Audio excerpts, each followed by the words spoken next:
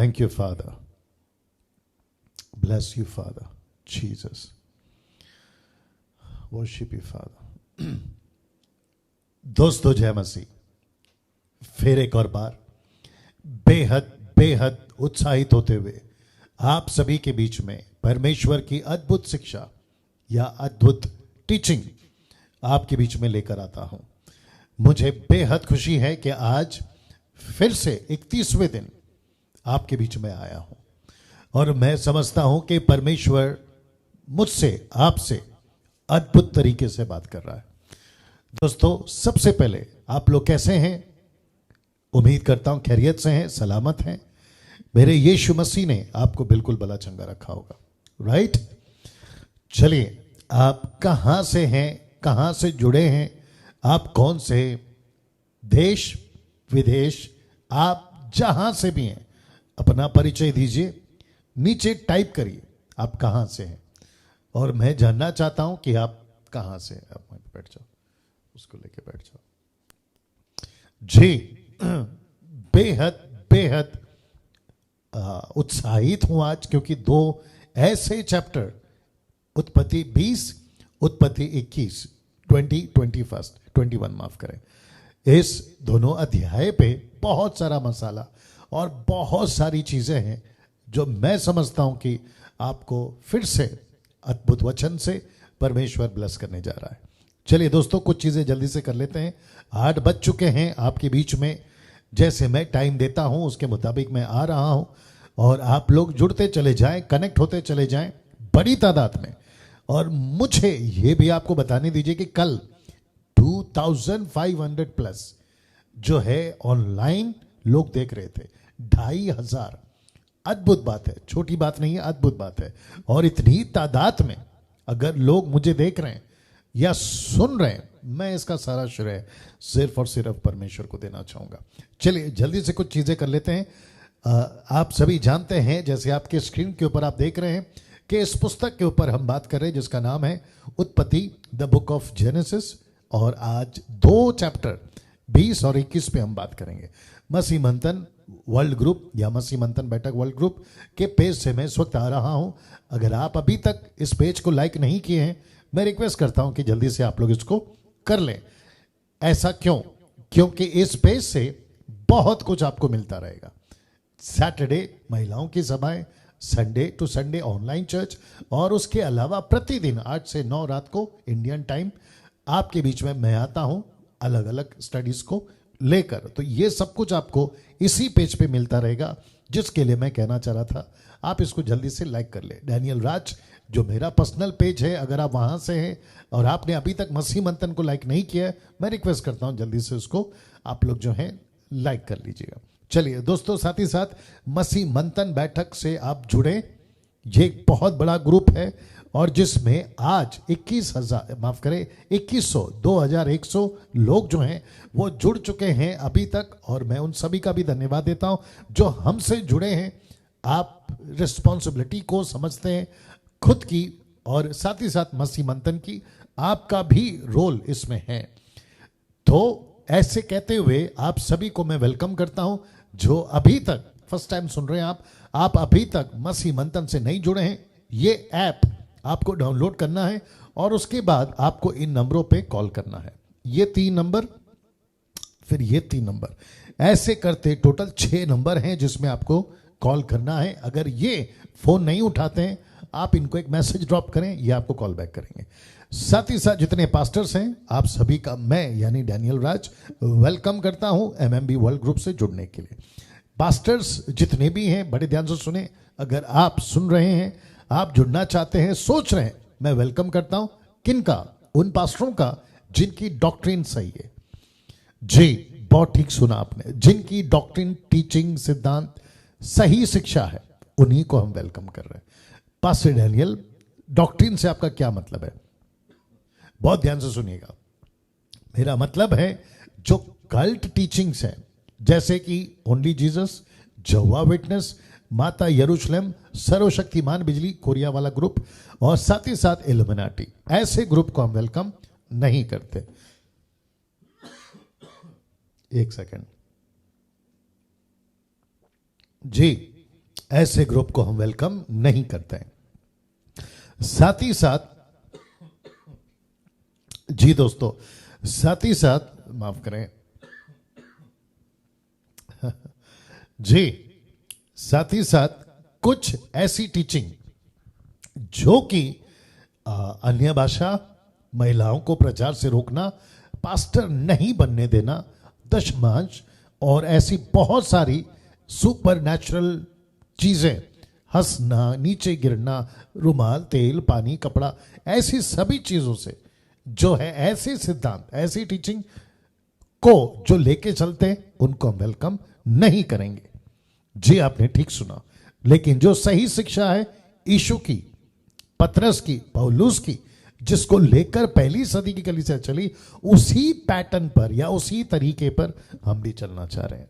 तो आप सभी को यह ध्यान रखना होगा। अगर आप ऐसे हैं, आपका स्वागत है ना। विशेष करके महिलाएं जो हैं सेवा करना चाहती हैं, हम उनका वेलकम करते हैं। और आप सभी जानते हैं कि सैटरडे टू सैटरडे हमने महिलाओं को मौका दे रखा है और बहुत सारी महिलाएं अब जो है प्रचार कर रही हैं।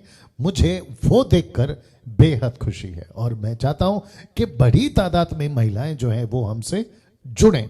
जिन भाई बहनों के पास कलीसिया नहीं है, मसीह मंथन बैठक उन सभी का ऑनलाइन चर्च में स्वागत करता है। जब तक पूरी तरह से चर्च, भारत सरकार पूरी तरह से इजाजत नहीं देती थी, तब तक मसीह मंथन में आपका स्वागत है। आप हमसे कनेक्ट हो सकते हैं, जुड़ सकते हैं।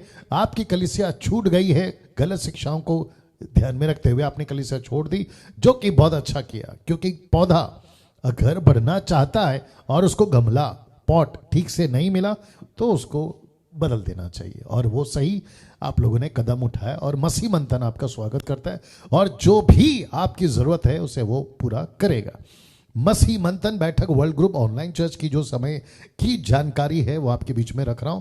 पंजाबी, तेलुगु, ओडिया, मराठी, बंगाली, गुजराती, तमिल, इंग्लिश, कन्नड़ा, नेपाली, ऐसे करते हुए टोटल 10 चर्च 10 भाषाओं में, माफ करें, चल रही है। और ये रहा 11वां, जिसमें मैं आता हूं 8 से लेकर रात को 9 बजे तक, 8 PM to 9 PM, और इसको प्रचार करता हूं हिंदी में और सिस्टर समीक्षा जो है वो ट्रांसलेट करती है इंग्लिश में। तो जिनको इंग्लिश की दिक्कत है, माफ करें हिंदी की दिक्कत है, आपको इंग्लिश ही समझ में आती है और आप मुझे सुनना चाहते हैं, तो ये आपके लिए मौका है। तो मैं चाहता हूं कि आप लोग इसमें जुड़ें। साथ ही साथ जितनी महिलाएं हैं उनके लिए एक अच्छी खबर कि हर शनिवार आपको 10 से शाम को 6-7 बजे तक, माफ करें, आपको प्रचार का मौका मिलेगा। और नीता सोलोमन को आपको संपर्क करना है, ये उनका नंबर है। और उसके चलते जो है ये बहन आपको ब्रीफिंग करेगी, मसीह मंथन से जोड़ेगी, उसके बाद आपका जो है स्वागत है। चलिए, साथ ही साथ मुझसे आपको अगर संपर्क करना है, कुछ दिनों तक के लिए मैं फोन्स को नहीं उठा रहा हूँ जी। आप लोगों की शायद शिकायत भी होगी और उसकी कई वजह हैं और मैं बहुत जल्द आपके जो फोन्स है उसका रिस्पांस दूंगा। लेकिन फिर भी ये नंबर आप लोग रख सकते हैं दोपहर को 2 से शाम 6 बजे तक। और साथ ही साथ एक नंबर विनंती है कि प्रार्थना निवेदन के लिए आपको फोन नहीं करना है, बल्कि आपको प्रार्थना खुद करना है। आप अगर कॉल करते हैं तो आप अपनी प्रश्न पूछेंगे, समस्या नहीं बताएंगे।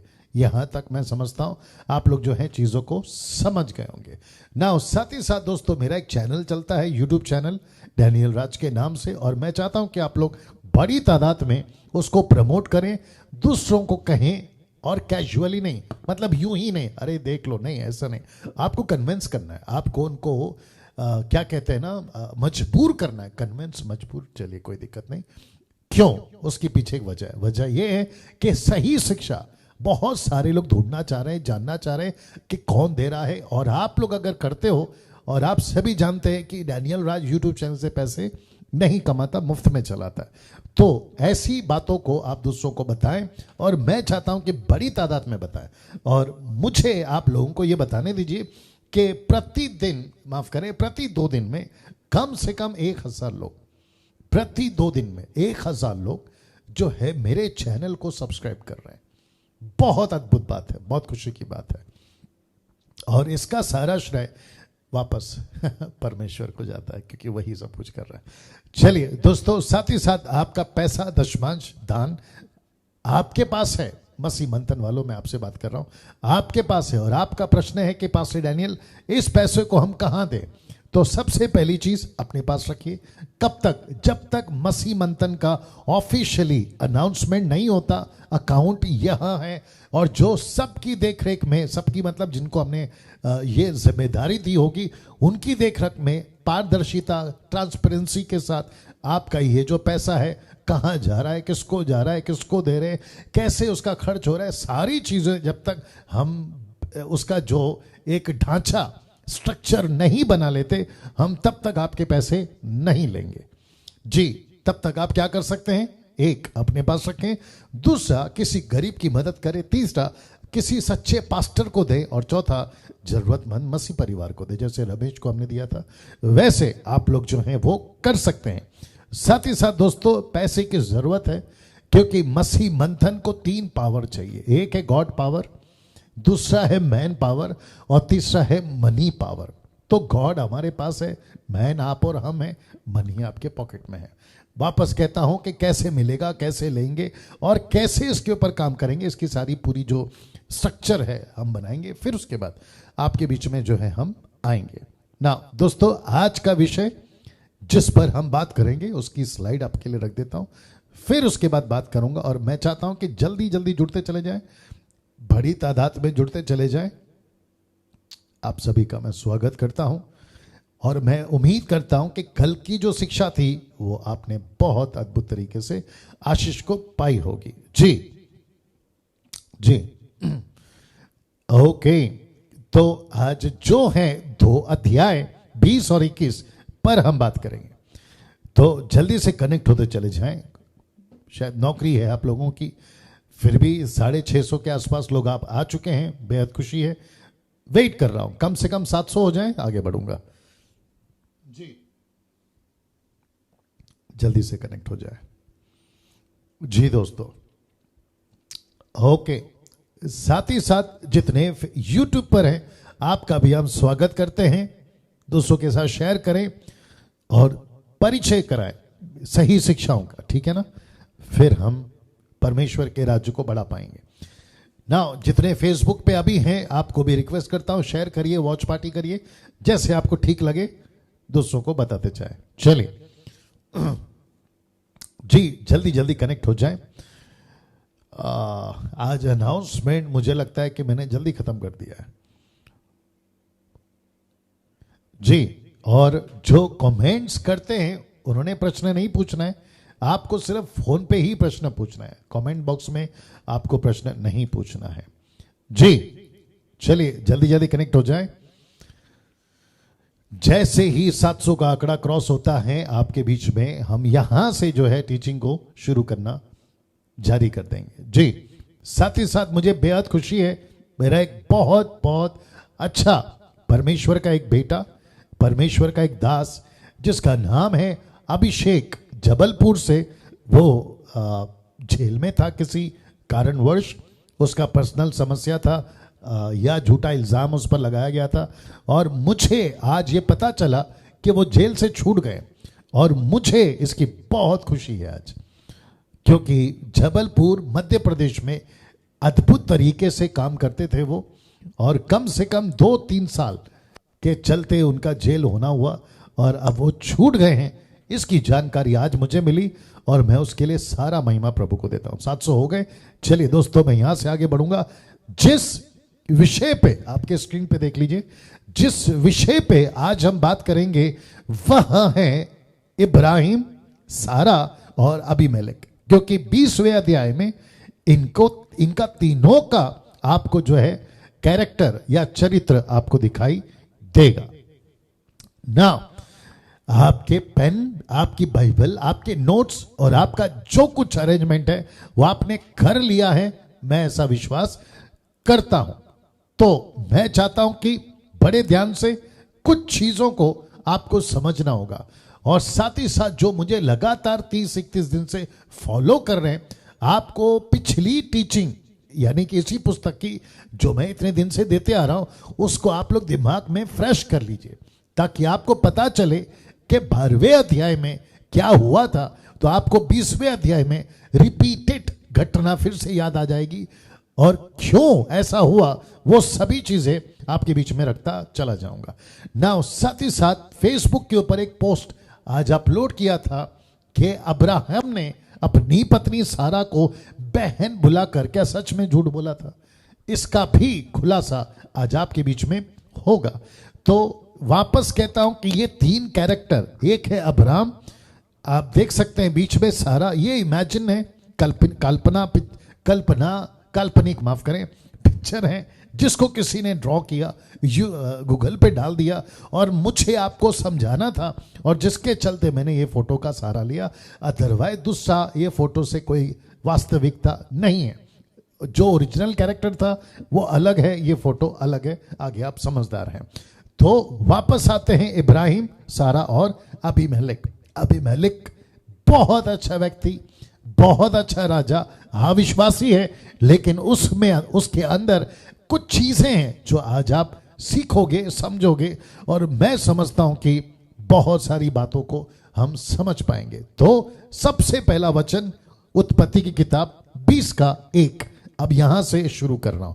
लिखा है, फिर इब्राहिम या अब्राहम वहां से निकलकर दक्षिण देश में कादेश और शूर के बीच में ठहरा। और एक जगह है, पढ़ लीजिएगा, और लिखा है और गरार में रहने लगा। एक जगह का नाम है गरार, ये वहां रहता था, उन दिनों की बात है, मिडिल ईस्ट की बात है, और वहां ऐसे ही नाम होते थे। तो अब्राहम वहां पर रहने लगा ना। आप सभी को मैं बता चुका हूं कि अब्राहम या इब्राहिम और उसकी पत्नी हजीरा, इस्माइल और साथ ही साथ लूत एक वक्त में उनके साथ था, लेकिन वह अभी अलग हो गया। ये सब एक बंजारा की तरह, परदेसी की तरह, कभी इधर तो कभी उधर ऐसे घूमते रहते थे। ये आपके दिमाग में पिक्चर पहले से मैं डाल चुका हूं ना। साथ ही साथ इसका लेखक कौन है? मूसा। मूसा को परमेश्वर बता रहा है, मूसा लिख रहा है एग्जैक्टली कट टू कट। वापस कहता हूं, कट टू कट कोई भी चीजें आपको बाइबल के अंदर, विशेष करके उत्पत्ति की किताब के अंदर आपको नहीं मिलेगा, क्योंकि नहीं लिखा है। एक मकसद के साथ उत्पत्ति की किताब लिखी, मैं पहले बता चुका हूं। वो मकसद क्या है ये भी बता चुका हूं। परमेश्वर अपनी समस्या को देखकर, क्योंकि आदम से गलती हुई, अब ये टोटल मैटर हो गया परमेश्वर का। परमेश्वर को एक बीज चाहिए और उसका नाम है यीशु, और उसके चलते परमेश्वर ने ये प्लान किया कि अब यहां से पूरी तरीके से चीजों को मैं चलाऊंगा, और परमेश्वर ने एग्जैक्टली वही किया। तो कैरेक्टर्स परमेश्वर तय कर रहा है, कितना लिखना है परमेश्वर तय कर रहा है, कितना लिखवाना है वो भी परमेश्वर तय कर रहा है। तो जब आप बाइबल को पढ़ते हैं तो आपको इन चीजों का ध्यान रखना होगा। वापस आता हूं इसके ऊपर कि इब्राहिम या अब्राम वहां पहुंचा, एक जगह है जिसका नाम है गरार, ये वहां रहने लगा। जब ये वहां पहुंचा, बड़े ध्यान से सुनना, जब ये वहां पहुंचा तो वहां पहले से जो माफ करें, जो लोग वहां रहते थे, आदिवासी नहीं, जो लोग वहां रहते थे अच्छे खासे, उन सभीयों को यह पता चल जाता था कि शहर में, बहुत ध्यान से सुनना, कि शहर में कोई परदेसी आया है। अब वो कौन थे जो खबर फैलाते थे? वो कौन थे जो न्यूज फैलाते थे, राजा अबीमेलेक तक पहुंचाते थे? हो सकता है कि किन्नर समझते होंगे, यूनक, ऐसे लोग खबर पहुंचाते होंगे, या फिर ऐसे जासूस जो राजा रखते होंगे कि कौन है जो शहर में घुस रहा है, उनकी पता लगाओ। साथ ही साथ जैसे ही कोई शहर में आता था, वो चाहे फैमिली हो, लड़की हो, औरत हो, सबकी जानकारी रखते थे। लेकिन जैसे ही इब्राहिम पहुंचा अपनी पत्नी सारा के साथ, तब उसको एक मुसीबत का सामना करना पड़ा। अब मुसीबत क्या है मैं आपको बताता हूं। साथ ही साथ आपको यह भी याद होगा कि उत्पत्ति की किताब में जब इब्राहिम और उसकी पत्नी सारा 75 साल के थे, 75 ईयर्स ओल्ड कपल्स, ये जब वहां पहुंचे तब भी यही फॉर्मूला अब्राहम ने अपनाया। कौन सा, मैं आपके बीच में रख देता हूं पहले। वहां है कि मुझे अपना भाई कहना और मैं तुझे अपनी बहन कहूंगा।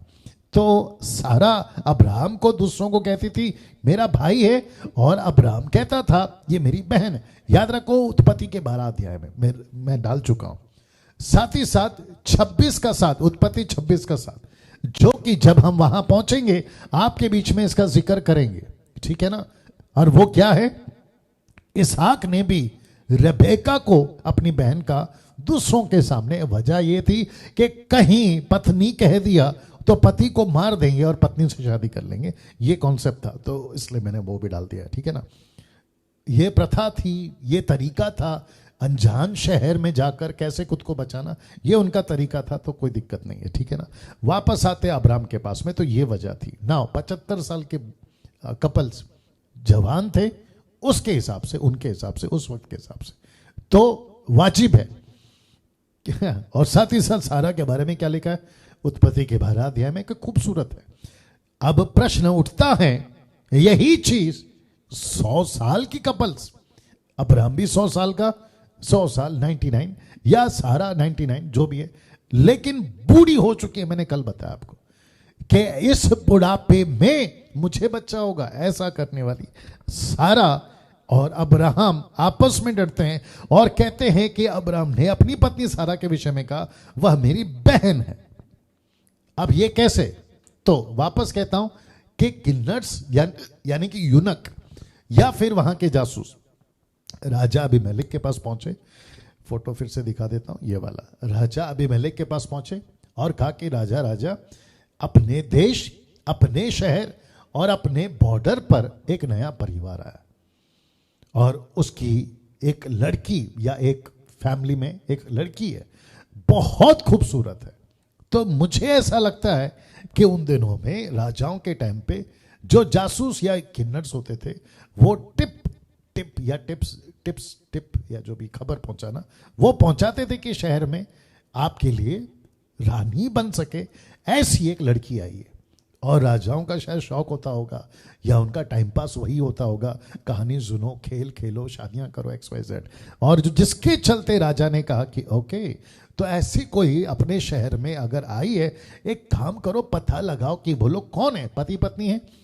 जैसे ही पता चला कि पति पत्नी है तो पति तो मरेगा पक्का पति तो पक्का मरेगा, क्योंकि इस व्यक्ति को, किसको, अब्राहम को, यह नहीं पता था कि अबीमेलेक का दिल कितना अच्छा है। उसको नहीं मालूम था, पहली बार गया होगा, ऑफ कोर्स पहली बार गया होगा नहीं मालूम उसको। और जिसके चलते उसने कहा कि इस शहर में, मैं आगे भी बताऊंगा आपको वचन के अनुसार, कि अब्राहम ने कहा कि इस शहर में, ये देश में तुझे परमेश्वर का डर है नहीं है, तू कैसा आदमी है, जिसके चलते मैंने ये बात को कही ना। वापस आते हैं, तो जैसे ही राजा को पता चला, बहुत ध्यान से सुनना, जैसे ही राजा अबीमेलेक को पता चला कि लड़की बहन है इसकी, तो अब्राहम की तो जान बच गई। लेकिन सारा के साथ क्या किया, आगे देखिए, लिखा है वो मेरी बहन है, इसलिए नगर के राजा अबीमेलेक ने दूत भेजकर सारा को बुलवा लिया। ये देखिए, तो जैसे ही ये पहुंचा, जैसे ही ये पहुंचा,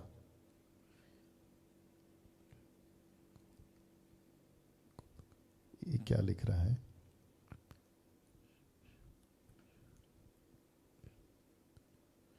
ओके, राज यादव को ब्लॉक करा जाए, अनीता या नरेंद्र, राज यादव को ब्लॉक करें, ठीक है। फिर इनसे बाद में बात करते हैं, इसका स्क्रीनशॉट कैसे लूं,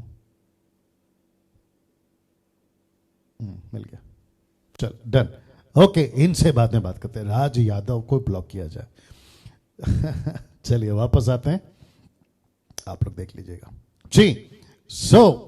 इस व्यक्ति ने सारा को बुलवा लिया और जैसे ही उसको पता चला राजा अबीमेलेक को कि इसको, है ना, मैं शादी कर सकता हूं या फिर अपनी रानी बना सकता हूं, उस मकसद के साथ बुला। अब एंट्री होती है परमेश्वर की, वचन 3 में, बड़े ध्यान से सुनेगा, लिखा है, रात को परमेश्वर ने स्वप्न में अबीमेलेक के पास आकर कहा। कहां पे आकर कहा, सपने में। ये देख लीजिए, परमेश्वर ने इंटरफेयर किया, परमेश्वर ने हस्तक्षेप किया, परमेश्वर ने बीच में आया और राजा अबीमेलेक को, तो इसका मतलब क्या हो गया कि परमेश्वर सब कुछ देख रहा है, अब्राहम कहां जा रहा है, सारा के साथ क्या हो रहा है, ये फैमिली का क्या चल रहा है, ये सारी चीजें परमेश्वर बिल्कुल उसके ऊपर नजर रखा है। ये बात पता चलती है। और आपको याद है मैंने कहा था कि अब्राहम में 3 बातें थी, एक वो विश्वासी था, दूसरा आज्ञाकारी था, और तीसरा परमेश्वर उसके साथ था, अगर आपको याद आ गया होगा। और जिसके चलते मैं समझता हूं कि ये व्यक्ति कौन, अब्राहम, परमेश्वर की बिल्कुल नजर में था। और इसीलिए रात को परमेश्वर ने स्वप्न में अबीमेलेक के पास आकर कहा, सुन, क्या कहा, बड़े ध्यान से सुनेगा, जिस स्त्री को तूने रख लिया है उसके कारण तू मर जाएगा, क्योंकि वो सुहागिन है। बाप रे, बहुत ध्यान से सुनना, मैं रिपीट करता हूं कि जिस स्त्री को तूने रख लिया है उसके कारण तू मर जाएगा, क्योंकि वो सुहागिन है। अब ऐसा सुनकर राजा की क्या हालत हुई होगी मैं आपके बीच में रखूंगा, ठीक है ना। लेकिन परमेश्वर ने एंट्री मारी, तो ऐसा क्यों मैं आपको बीच में बता देता हूं, आगे भी बताऊंगा और अभी भी बता देता हूं कि परमेश्वर चाहता था कि अब्राहम इसी शहर में रहे जो कि गरार फिलिस्तीन में आता है। फिलिस्तीन आज भी है, आप जानते, इज़राइल का फिलिस्तीन का नहीं जमता है, ये आप सभी जानते हैं। जिसके चलते परमेश्वर ने एक ऐसा माहौल बनाना चाहा जिसके चलते परमेश्वर चाह रहा था ये घटना घटे। अबीमेलेक को पता चले अब्राहम कौन है, उसको ये भी पता चले अब्राहम किसकी आराधना करता है, उसका परमेश्वर कौन है। ये सारा बैकग्राउंड में ये प्लानिंग है। अभी मैंने जब पोस्ट डाला था ना, तो मैंने क्या कहा था, क्या सच में अब्राहम ने झूठ बोला? अब कनेक्शन आपके बीच में देता चला जाऊंगा, आपको उसको ध्यान में रखना है। वापस आते हैं कि रात को परमेश्वर ने स्वप्न में अबीमेलेक के पास आकर कहा, सुन, जिस स्त्री को तूने रख लिया है उसके कारण तू मर जाएगा, क्योंकि वह सुहागिन है। वचन 4, परंतु अबीमेलेक उसके पास ना गया था, इसीलिए उसने कहा, हे प्रभु, क्या तू निर्दोष जाति का भी घात करेगा? क्योंकि अबीमेलेक उतना गलत नहीं था जितना अब्राहम सोच रहा था, क्योंकि उसने कहा, मैंने इसको अभी तक कुछ भी गलत नहीं किया या हाथ नहीं लगाया।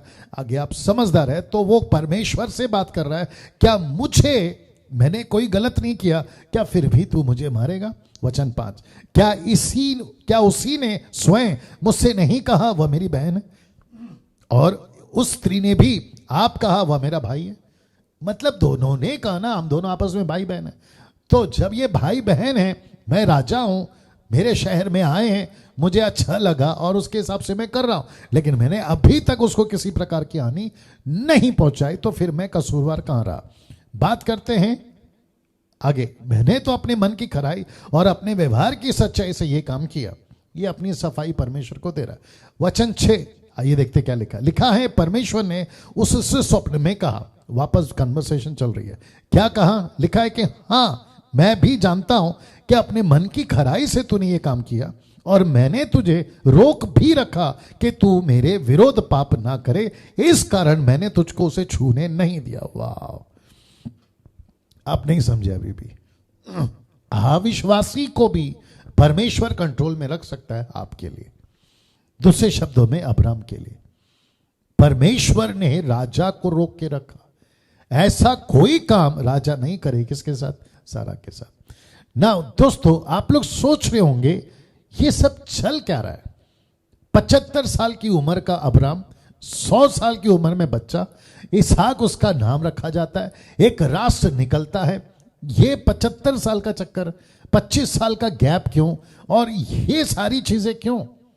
आपके दिमाग में ये डाल दूं, क्योंकि इज़राइल जो एक राष्ट्र बनेगा जिसमें कम से कम 2000 साल से भी ज्यादा युग चलेगा, और उन सबको पता होना चाहिए कि अब्राहम का परमेश्वर कौन है, इसहाक का परमेश्वर कौन है, याकूब का परमेश्वर कौन है, ताकि 6 लाख लोग 430 साल की गुलामी से जब बाहर निकले उनको पता चले। तो कहानी भी जबरदस्त होनी चाहिए, और जिसके चलते ये सब कुछ परमेश्वर ने किया।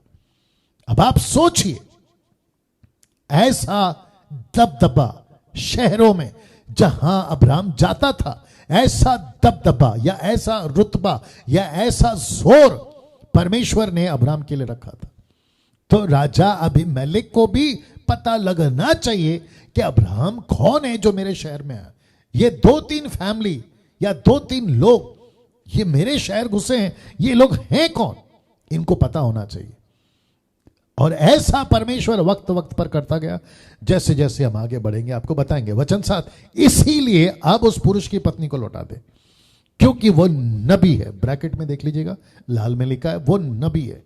नबी से मेरा मतलब भविष्यवक्ता, प्रॉफिट है।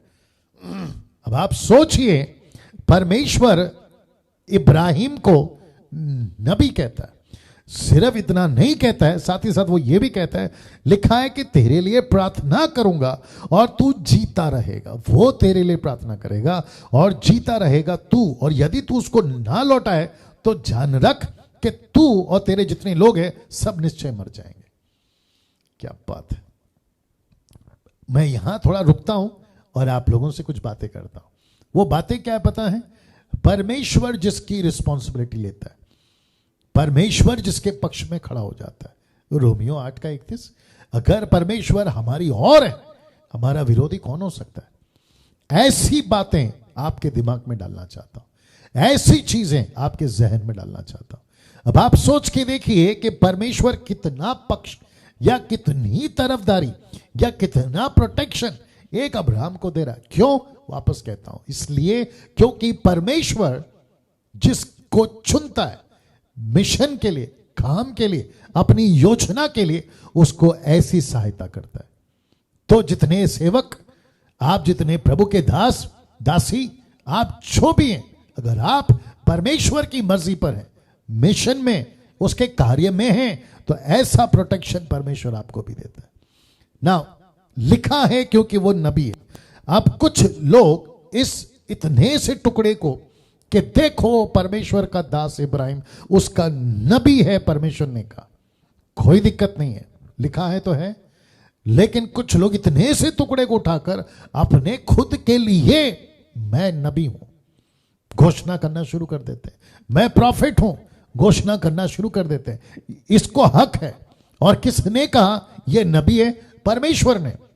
अब्राहम ने कभी खुद नहीं कहा कि मैं नबी हूं, यह परमेश्वर आइडेंटिटी दे रहा है। वैसे ही जितने लोग अभी सुन रहे हैं, आपको अगर शौक है खुद को नबी बुलाना, तो एक बार जरा सोच लेना कि यह टाइटल तुम खुद दे रहे हो या परमेश्वर दे रहा है। यहां पे अब्राहम को परमेश्वर दे रहा है, अब्राहम खुद नहीं दे रहा है। फर्क देख रहे हैं आप? तो नबी, मुझे बीच में किसी ने कॉल किया था, बोला पास्टर डैनियल, कुछ लोग जो हैं खुद को प्रॉफिट बुलाना पसंद करते हैं, और एक चलन चला है, जिसके पास में 5-10 लोग हैं, 50-60 लोग हैं, वो प्रॉफिट बन गया या फिर अपोस्तल बन गया। मुझे नहीं पता। देखो कितना खूबसूरत है। परमेश्वर कह रहा है कि अब्राहम मेरा नबी है। परमेश्वर कहे ना, हम खुद क्यों कहें? खुद की टाइटल, खुद का टैग हम क्यों लगाए? इसके लिए ये बातें बीच में रख रहा हूं ना। वापस कहता हूं कि वो मेरा नबी है, तेरे लिए प्रार्थना करेगा, तू जीता रहेगा। अगर तू उसको नहीं लौटाएगा तो तू मर जाएगा, और साथ ही साथ तेरे लोग भी मर जाएंगे ना। वचन 8 लिखा है, सवेरे अबीमेलेक ने तड़के उठकर, अभी अबीमेलेक की हालत खराब है, और आइए देखते क्या लिखा है।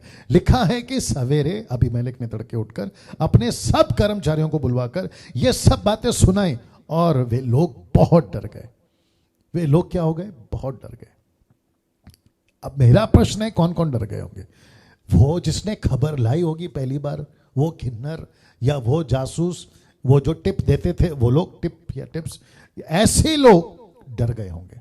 और उन सबको पता चला होगा, यार जो फैमिली आई है ना हमारे शहर में, ये ऐसी वैसी फैमिली नहीं है, ये ऐसे वैसे लोग नहीं है, इनको जो है ना, इनके ऊपर बहुत बड़ा परमेश्वर है। वाह। साथ ही साथ आप जिस शहर में रहते हैं ना, आपको भी समझना है कि आपका परमेश्वर बहुत बड़ा है। बस उसके साथ में बने रहिए। वचन 9 लिखा है कि तब अबीमेलेक ने अब्राहम को बुलाकर कहा, तूने हमारे साथ ये क्या किया? ऐसा नहीं बोल रहा है कि तूने हमारे साथ झूठ क्यों बोला, ऐसा नहीं बोल रहा हो। वो कह रहा है कि तूने हमारे साथ ये क्या किया। इसका मतलब क्या है? तुम आपस में पति पत्नी हो, ये जानता हूं, अभी पता चला क्योंकि तुम्हारे परमेश्वर ने मुझे बता दिया, लेकिन इसके चलते विपत्ति हमारे ऊपर क्यों, ये कह रहा है। तब अबीमेलेक ने अब्राहम को बुलाकर कहा, तूने हमारे साथ में ये क्या किया? आगे कहता है, मैंने तेरा क्या बिगाड़ा था कि तूने मेरे और मेरे राज्य के ऊपर ऐसा बड़ा पाप डाल दिया है? तूने मेरे साथ वह काम किया है जो उचित ना था। जो उचित ना था। वचन 10, फिर अबीमेलेक ने अब्राम से पूछा, तूने क्या समझकर ऐसा काम किया? अब अबीमेलेक पूछ रहा है, ठीक है तुम लोग पति पत्नी हो, लेकिन मुझे ये बात तुम लोगों ने क्यों नहीं बताई? अब यहां पे वचन 11 में आपके बीच में कुछ रख रहा हूं। इसके पीछे मकसद क्या है, इसके पीछे कारण क्या है, परमेश्वर ने ऐसा क्यों अलाउ किया अब्राहम को कहने के लिए, और अब्राहम ने ऐसा क्यों कहा, वो चीजें आपके बीच में रख रहा हूं। वचन 11 लिखा है कि अब्राहम ने कहा, मैंने ये सोचा था, अब्राहम कहता है मैंने ये सोचा था कि इस स्थान में परमेश्वर का कुछ भी भय ना होगा, इसीलिए ये लोग मेरी पत्नी के कारण मुझे घात करेंगे। तो इसका मतलब है ये जो लाल वाला देख रहे हैं, इस स्थान में मैं जहां अभी हूं, फिलिस्तीन गरार मैं जहां हूं, वहां पे परमेश्वर का डर नहीं है। तो ऐसा क्यों? परमेश्वर चाहता था कि इनके शहर में परमेश्वर का डर आए, इनके बीच में परमेश्वर का डर आए, और डर आ गया। कहां लिखा है? ये देखो लिखा है ना, वे सब डर गए, वे सब डर गए। ये चाहता था परमेश्वर, और इसके लिए अलाउ करा परमेश्वर ने कि ठीक है अब्राहम तुम इसको ऐसा बोल रहे हो, ठीक है, क्योंकि मैं चाहता हूं कि इनके बीच में सच्चा परमेश्वर कौन है इनको पता चले। अब जरा आगे कहानी को सुनते हैं ना। ये हो गया वचन 11, आपको कॉन्सेप्ट समझ में आ गया। वचन 12, इसके अतिरिक्त सचमुच वह मेरी बहन है। मैंने झूठ नहीं बोला अबीमेलेक, मैंने झूठ नहीं बोला। इसके अतिरिक्त सचमुच में वो मेरी बहन है। कैसे बताते हैं? वह मेरे पिता की बेटी तो है, पर मेरी माता की बेटी नहीं, फिर वह मेरी पत्नी हो गई। अब वहां पे ऐसा चलता होगा, उनका कल्चर होगा, बहुत सारे कल्चर में आज भी है, जिसके चलते इस तरीके से शादियां होती होंगी और हो रही है। तो इसने कोई झूठ नहीं बोला। अब कुछ अलग जो लोग हैं, जो वचन में बाइबल में कुछ ऐसे स्टेटमेंट, जैसे मैंने कल कहा था लूत की बेटियों का, ऐसे स्टेटमेंट जो उसने कहा ये मेरी बहन है, कुछ स्टेटमेंट को उठाकर कहते हैं कि देखो अब्राहम गलत किया, देखो अब्राहम ने झूठ बोला, देखो सारा ने झूठ बोला, क्या इनको परमेश्वर पर विश्वास नहीं था क्या, ये ऐसा वैसा। ये सारी चीजें के पीछे अगर आप बैकग्राउंड नहीं समझोगे तो आपको कुछ नहीं समझ में आएगा। और बैकग्राउंड है ये, जिस स्थान में मैं पहुंचूंगा क्या वहां डर है, ये कॉन्सेप्ट है। और जिसके चलते परमेश्वर खुद चाहता था कि अबीमेलेक और उनके लोगों को पता चले कि इनके पीछे परमेश्वर कौन है। पत्थर वाला परमेश्वर नहीं है, पत्ता वाला परमेश्वर नहीं है, किसी प्रकार का लकड़ी का परमेश्वर नहीं है। ये एक ऐसा परमेश्वर है जो सारी चीजों को बनाता है। वाह, सी दैट ना। ये आपको समझ में आ गया। वचन 13 और लिखा है, और ऐसा हुआ कि जब परमेश्वर ने मुझे अपने पिता का घर छोड़कर निकलने की आज्ञा दी, उत्पत्ति 12 में, आपको याद आ गया, तब मैंने उससे कहा, बड़े ध्यान से सुना, इतनी कृपा तुझे मुझ पर करनी होगी कि हम दोनों जहां जहां जाएं वहां वहां तू मेरे विषय में कहना कि ये मेरा भाई है। ये प्लानिंग करी थी दोनों ने। हम जिस किसी भी देश में जाएं, जिस किसी भी बॉर्डर में जाएं, वो चाहे इजिप्ट हो, मिस्र या फिर पैलेस्टाइन, हम जहां भी जाएं ये बात को हम कहेंगे कि हम दोनों आपस में भाई बहन हैं। कब तक? जब तक हमको ये ना पता चले कि उस स्थान में परमेश्वर का डर है या नहीं। अगर परमेश्वर का डर है तो कोई दिक्कत की बात नहीं है। हम उनको कन्विंस कर सकते हैं कि भाई हमारा रिलेशन ऐसा है, लेकिन हम ऐसे हैं। ये बातें वो बता सकता था, जिसके चलते ये बातें आई है ना। जब आप लोग स्टडी करते हैं, आप अभी बढ़ रहे हैं, आप है ना ग्रो करोगे या नेक्स्ट जनरेशन तक पहुंचाओगे, ये सारी चीजों को समझना होगा। इस एंगल से या इस तरीके से हमें बातों को समझना होगा ना। वचन 14 ये देखते क्या लिखा है। लिखा है कि तब अबीमेलेक ने भेड़ बकरी गाय बैल और दास दासियां लेकर इब्राहिम को दी और उसकी पत्नी सारा को भी उसे लौटा दिया, मतलब पत्नी को लौटा दिया। अब जरा मजा देखिए। अबीमेलेक ने कहा, देख मेरा देश तेरे सामने है, जहां तुझे भाए वहां रह। ऐसा क्यों? ऐसा क्यों?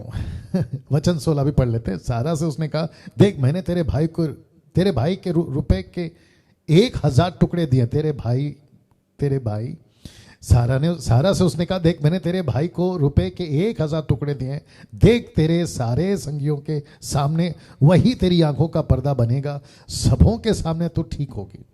ये उसका कंसर्न था सारा के प्रति, वो चाहता था कि उसका अच्छा हो, और उसने ये बातों को कहा। लेकिन अबीमेलेक ने ये नहीं कहा मेरे देश को छोड़ दे। क्यों, मैं आपको बताता हूं। उसने नहीं कहा छोड़ दे, ये भी नहीं कहा कि यहां से निकल जा, ये भी नहीं कहा। वचन 17 पढ़ते हैं, तब अब्राम ने यहोवा से प्रार्थना की और यहोवा ने अबीमेलेक और उसकी पत्नी दासियों को चंगा किया और वे जनने लगी, बच्चे पैदा करने लगी। वचन 18, क्योंकि यहोवा ने अब्राम की पत्नी सारा के कारण अबीमेलेक के घर की सब स्त्रियों को बंद कर दिया था, वो भी पूरी रीति से बंद कर दिया था। बाप रे, आप नहीं समझे, अभी भी समझाता हूं। इसका मतलब है कि अबीमेलेक क्यों कह रहा है कि मेरे देश को छोड़कर नहीं जाना, क्योंकि उसको पता चल गया कि जब तक ये नबी बोल रहा हूं, वापस बोलता हूं, प्रॉफिट, नबी, जब तक मेरे शहर में मुझे किसी प्रकार का कोई तकलीफ नहीं होगा। इसको इतना पता चल गया। और जिसके चलते इसको यह भी पता चला कि अगर अब्राम मेरे देश में है तो इसका परमेश्वर भी मेरे देश में, ये इसको पता चल गया। क्या अद्भुत बात है यार, क्या अद्भुत बात है। और जिसके चलते उसने मना करा, उसने कहा कि नहीं नहीं, शहर को छोड़कर नहीं जाना। अभी इसी का कंटिन्यूएशन है 21, जिसके चलते मैंने आज ये तय किया कि ये 2 चैप्टर मैं कंप्लीट करूंगा। अब यहां पे शुरू कैसे होता है, वचन 1 मैं आपको बताता हूं। यहोवा ने जैसे कहा था वैसा ही सारा की सुधि लेके उसके साथ अपने वचन के अनुसार किया। सारा अब्राहम से गर्भवती हुई, उसके बुढ़ापे में उसी नियुक्त समय पर जो परमेश्वर ने उसे ठहराया था, एक पुत्र उत्पन्न हुआ, एक राष्ट्र पैदा हुआ। ब्रैकेट में मैं डालता हूं, मैं बताता हूं क्यों। अब्राहम ने अपने उस पुत्र का नाम जो सारा से उत्पन्न हुआ था, इसहाक, ब्रैकेट में अर्थात हंसी या फिर हंसना या खुशी, उसका वो नाम रखा। ना आप अभी तक 12 से लेकर चैप्टर 12 से लेकर चैप्टर 21 तक आप क्या देख रहे हैं? एक बच्चा होगा, एक बच्चा होगा, एक बच्चा होगा, एक बेटा होगा, इसहाक उसका नाम रखना। ऐसे करते करते करते परमेश्वर यहां तक लेकर आया। और इसके बीच में ये सभी घटनाएं परमेश्वर ने क्यों कराए? ताकि जब भविष्य में इस्राएलियों को पता चले कि ऐसा एक पुरुष था जिसका नाम था अब्राहम, उसका एक ऐसा बेटा हुआ जिसका नाम था इसहाक, उसका भी एक बेटा हुआ जिसका नाम था याकूब, और जिससे परमेश्वर अपनी पहचान रखेगा। अब्राहम का परमेश्वर, इसहाक का परमेश्वर, याकूब का परमेश्वर। निर्गमन 3 में यही तो पूछा था मूसा ने, अगर मैं जाऊं इस्राएलियों के पास जो 430 साल की गुलामी में, वो मुझसे पूछे किसने भेजा, मैं क्या कहूं? तब परमेश्वर ने बोला उनको बोलना उनको बोलना कि अब्राहम का परमेश्वर, इसहाक का परमेश्वर, याकूब का परमेश्वर। क्या बात है। ऐसी चीजें करवाने के लिए ताकि लोगों को याद रहे। बच्चा अगर पहले ही हो जाता तो इतनी बड़ी कहानी बनती, ऐसा कुछ गवाही बनता। फिलिस्तीन को पता चलता अब्राहम कौन है, इजिप्ट को पता चलता अब्राहम कौन है। ये नहीं पता चलता। कैसे पता चलता दुनिया को उस वक्त में कि परमेश्वर यहोवा है कौन? तो ये सब कुछ करता करता परमेश्वर लेकर आया। इसलिए कभी कभी हम भी सवाल पूछते, प्रभु इतनी मुसीबत क्यों? गवाही बन रही है। मेरा बेटा सुधर क्यों नहीं रहा है? गवाही बन रही है। मेरी बेटी क्यों नहीं सुधर रही? गवाही बन रही है। मेरा पति क्यों नहीं सुधर रहा है? गवाही बन रही है। मेरी पत्नी क्यों नहीं सुधर रही है? गवाही बन रही है। मेरी नौकरी क्यों नहीं मिल रही? गवाही बन रही है। यही तो बन रही थी गवाही। कभी कभी हमको ऐसा लगता है कि चीजें होती क्यों नहीं जल्दी। 25 साल लग गए अब्राहम के लिए, तो 25 साल की गवाही बन रही थी। आपका 10 साल, 20 साल, 25 साल, मुझे नहीं पता, लेकिन गवाही बन रही है। और जब आप सुनाओगे ना तो लोग बोलेंगे, ओह अच्छा ऐसा किया था परमेश्वर ने तेरे साथ में। वे खुद भी परमेश्वर को जानेंगे और अपना जीवन प्रभु को देंगे। क्या बात है ना दोस्तों, अजीजों, परमेश्वर के लोगों, एक बेटा उत्पन्न हुआ, ब्रैकेट में लिखा है एक राष्ट्र पैदा हुआ। और आप सभी जानते हैं वो राष्ट्र कौन है? इज़राइल। इज़राइल। और साथ ही साथ में इसहाक रखा उसका नाम, अर्थात खुशी अभी शुरू हो गई। हंसी, हंसना, उसको कहते हैं हंसना। और इसी को उसने कैसे कहा? उसकी पत्नी सारा ने। आइए मैं आपको बताता हूं, वचन 4 पहले पढ़ते हैं। जब उसका पुत्र इसहाक 8 दिन का हुआ, ब्रैकेट में लूका 2 का 21 रखा है, क्योंकि कम से कम 2000 साल से भी ज्यादा एक ऐसी व्यवस्था चली जिसको कहते हैं खतना करना। खतना, सर्कमस्टेंसेस, खतना करना। और यीशु का भी खतना ठीक 8 दिन पे हुआ था, और इसहाक का भी खतना 8 दिन पे हुआ था। तब उसने परमेश्वर की आज्ञा के अनुसार उसका खतना किया। वचन 5 बड़े ध्यान से सुनेगा। जब अब्राहम का पुत्र इसहाक उत्पन्न हुआ, लिखा है कि तब अब्राहम 100 वर्ष का था। 100 वर्ष का, 100 वर्ष का। और फिर वचन 6, सारा ने कहा परमेश्वर ने मुझे प्रफुल्लित किया। प्रफुल्लित का मतलब पता है, अब मैं खुश हूं, अब मैं हंस रही हूं। और बच्चे का नाम क्या रखा? हंसी। और ये कहती है मैं हंस रही हूं, मैं प्रफुल्लित हूं, खुशी में हूं, आनंद में हूं, इसीलिए सब सुनने वाले भी मेरे साथ में हंसें, मतलब प्रफुल्लित हो। वचन 7, फिर उसने ये भी कहा, क्या कोई कभी इब्राहिम से कह सकता था कि सारा लड़के को दूध पिलाएगी? पर देखो, मुझसे उसके बुढ़ापे में एक पुत्र उत्पन्न हुआ, वह लड़का बड़ा, उसका दूध छुड़ाया गया। इसहाक के दूध छुड़ाने के दिन इब्राहिम ने बड़ा भोज किया। वाह! अब ये टोटल 5 से लेकर 8 तक में आपको क्या नजारा दिख रहा है? खुशी का, अच्छा माहौल, अच्छी क्या कहते हैं ना, आनंद का समय। ये कैसे हो सका? ये सब शुरू हुआ 20वें अध्याय में। अगर ये नहीं पहुंचता फिलिस्तीन, वहां के लोगों को नहीं पता चलता इनका परमेश्वर कौन है, अबीमेलेक को नहीं पता चलता इनका परमेश्वर कौन है, वो माहौल नहीं बनता, एक परमेश्वर का डर वहां नहीं आता, ये खुशी नहीं मना पाते, खुशी से रह नहीं पाते, डर डर कर रहते, कभी इसका डर तो कभी उसका डर। अभी प्रोटेक्शन कौन है? पूरा फिलिस्तीन। प्रोटेक्शन कौन है? राजा अबीमेलेक। और राजा अबीमेलेक इसके ऊपर हाथ नहीं उठा सकता, क्योंकि उसको पता है कि परमेश्वर ने उनको कैसा डर दिया हुआ है। क्या बात है! उम्मीद करता हूं कि आप लोग समझ गए होंगे।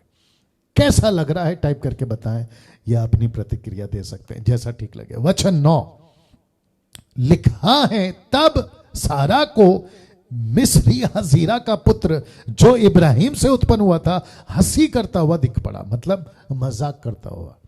अब पिक्चर चेंज हो रही है, अब नजारा चेंज हो रहा है, अब कुछ अलग दिशा में कहानी जा रही है, उसको भी समझाना बहुत जरूरी है, आपके बीच में रखने जा रहा हूं। लिखा है, तब सारा को मिस्री हजीरा का पुत्र जो इब्राहिम से उत्पन्न हुआ था इश्माइल इसहाक की हंसी करता हुआ दिख पड़ा। ऑब्वियस, जैसे कहते हैं ना कि एक मयान में 2 तलवारें नहीं रह सकती, एक छत के नीचे 2 वारिस नहीं रह सकते।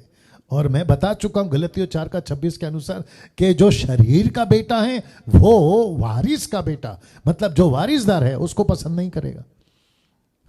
आप सभी जानते हैं उत्पत्ति की किताब में जब हम आएंगे राहेल के पास, माफ करें रबेका, हाँ राहेल रबेका दोनों से भी सीख सकते हैं।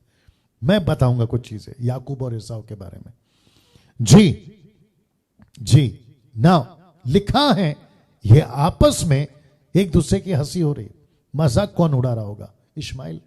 कैसे? मैं हूं वारिसदार, मैं हूं इस घर का बड़ा बेटा, तू अभी आया है, तुझे कुछ नहीं मिलेगा, सब कुछ मुझे मिलेगा। इसके चलते ऐसा कुछ हुआ। वचन 10, इस कारण उसने, यानी कि ब्रैकेट में सारा ने अब्राहम से कहा, इस दासी को पुत्र सहित निकाल दे, मतलब हजीरा को उसके बेटे सहित निकाल दे, क्योंकि इस दासी का पुत्र मेरे पुत्र इसहाक के साथ भागी नहीं होगा। अब वचन 10 को जब आप पढ़ रहे हैं ना, मैं चाहता हूं कि दिमाग में कुछ लेकर आइए। आपको पता है किसने कहा था कि हजीरा से शादी करो? ये वही औरत है जिसका नाम है सारा। किसने कहा कि तुम एक लड़का पैदा करो वो वारिसदार होगा? उसका नाम है, वो औरत है सारा। अब वचन 10 में कहती है इसको निकाल दे। अब इससे क्या सीख सकते हैं? मैं वापस कहता हूं, ओल्ड टेस्टमेंट में जितनी भी किताबें हैं 39 बुक्स, उससे हमको सीख सकते हैं। ये पुस्तक से क्या सीख सकते हैं? कि सारा को वेट करना था, इंतजार करना था, अपनी मर्जी नहीं चलानी थी। और वही गलती अब वचन 10 में इसके ऊपर भारी पड़ रही है, या इसको अभी मुसीबत आ रही है। ये लड़का मेरे लड़के को हंसी कर रहा है, मजाक उड़ा रहा है, अब इसको निकाल दे। और जिसके चलते वचन 11 देखे क्या हो गया? यह बात अब्राहम को अपने पुत्र के कारण बहुत बुरी लगी। कौन सा पुत्र? इसहाक के कारण। ऑफ कोर्स उसको लगा यार ये क्या चल रहा है, मुझे लगा आपस में मिलके रहेंगे, कैसे मिलके रह सकते? वापस कहता हूं, परमेश्वर की मर्जी, शैतान की मर्जी आपस में एक छत के नीचे नहीं रह सकते। वापस आना पड़ेगा। परमेश्वर की मर्जी और शैतान की मर्जी आपस में एक छत के नीचे नहीं रह सकते। या तो परमेश्वर की मर्जी या तो शैतान की मर्जी। लेकिन यहां पे क्या हो रहा है, आप वापस पढ़वा देता हूं। ये देखिए हंसी कर रहा है, बोला अरे तू कहां से आ गया, मैं तो ये घर का वारिसदार हूं। और इसको अच्छे से पता था, शरीर का बच्चा है ना ये, फ्लैश शारीरिक है ना ये कहां से आत्मिक बातें करेगा, नहीं कर पाएगा। और जिसके चलते आपस में झगड़ा हो रहा है। और ये बात अब्राहम को बुरी लगी। वचन 12, परंतु परमेश्वर ने अब्राहम से कहा। अभी परमेश्वर फिर एंट्री मारता है, क्यों? क्योंकि ये मैटर परमेश्वर का है, अब्राहम का नहीं है। यीशु मसीह को लाना है ना, तो सही लड़का चाहिए, सही लाइन चाहिए, गॉडली लाइन चाहिए। इसलिए परमेश्वर ने एंट्री मारी। अब्राहम से कहा, इस लड़के और अपनी दासी के कारण तुझे बुरा ना लगे, जो बात सारा तुझसे कहे उसे मान, क्योंकि जो तेरा वंश कहलाएगा वह इसहाक ही से चलेगा। दासी के पुत्र से भी मैं एक जाति उत्पन्न करूंगा, इसलिए कि वो तेरा वंश है। तो मतलब तेरे कारण मैं इश्माइल को बचाऊंगा या उसकी प्रोटेक्शन करूंगा, जैसे मैं लूत की कर रहा था, लेकिन तेरा वंश इसहाक से चलेगा।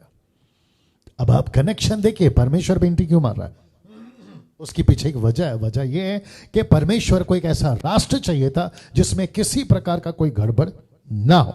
वचन 14, बहुत ध्यान से सुनेगा। इसीलिए अब्राहम ने सवेरे तड़के उठकर रोटी और पानी से भरी चमड़े की थैली भी हजीरा को दी और उसके कंधे पर रखी, और उसके लड़के को भी उसे देकर उसको विदा किया। वह चली गई और बेशर्बा के जंगल में भटकने लगी। ये जो शब्द है ना, भटकने लगी, इसका मतलब क्या है कि इसको रास्ता नहीं मिल रहा है। मैं कहां जाऊं, राइट जाऊं, लेफ्ट जाऊं, कहां जाऊं, इसको नहीं पता चल रहा है। जिसके चलते अब इसको यह एहसास हो गया है कि रास्ता खत्म हो गया है, अब मुसीबत और बढ़ रही है। वचन 15, जब थैली का जल समाप्त हो गया तब उसने लड़के को एक झाड़ी के नीचे छोड़ दिया, और आप उस तीर भर के टप्पे पर दूर जाकर उसके सामने यह सोचकर बैठ गई, मुझको लड़के की मृत्यु ना देखना पड़े। तब वह उसके सामने बैठी हुई चिल्ला चिल्ला के रोने लगी। याद रखो, चिल्ला चिल्ला कर रोने लगी। वचन 17, तब परमेश्वर ने उसके लड़के की सुनी। उसके दूत ने स्वर्ग से हजीरा को पुकार कर उसे कहा, हे हजीरा, तुझे क्या हुआ, मत डर, क्योंकि जहां तेरा लड़का है वहां से उसकी आवाज परमेश्वर को सुन पड़ी है। वाओ।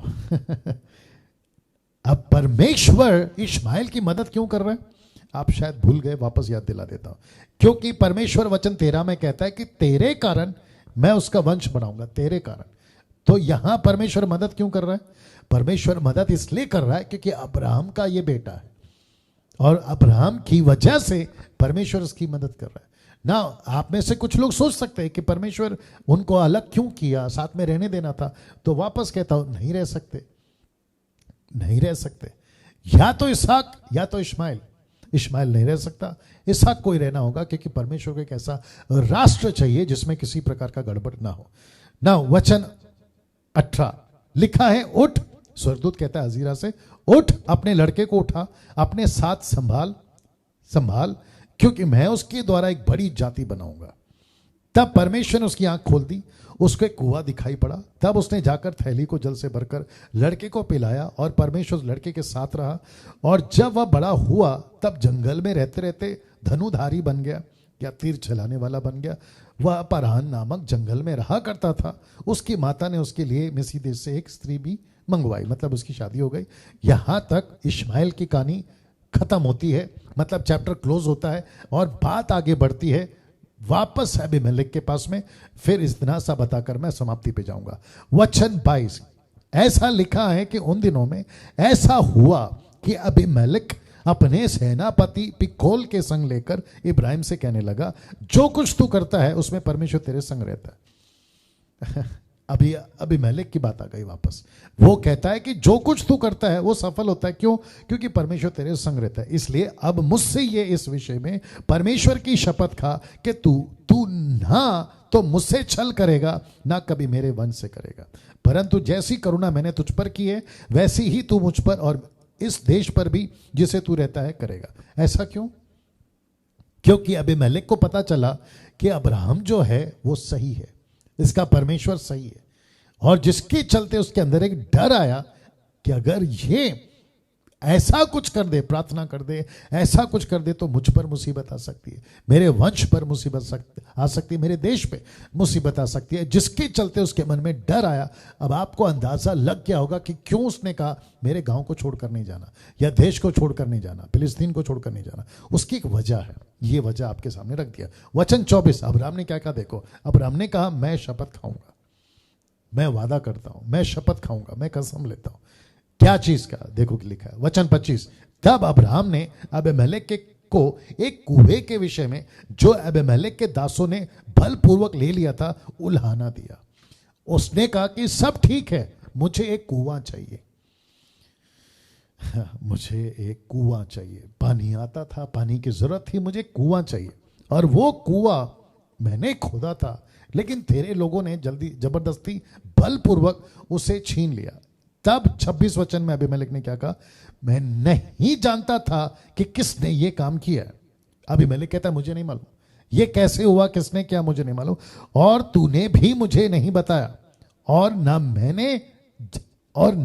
मैंने आज से पहले इसके विषय में कुछ सुना। मुझे नहीं मालूम था कि तेरे साथ ऐसा हुआ है। और अभी देखो अब्राहम यहां पर बॉस दिखता है, बॉस पता चलता है, अब्राहम का दबदबा दिखता है। वचन 27 में देखते हैं।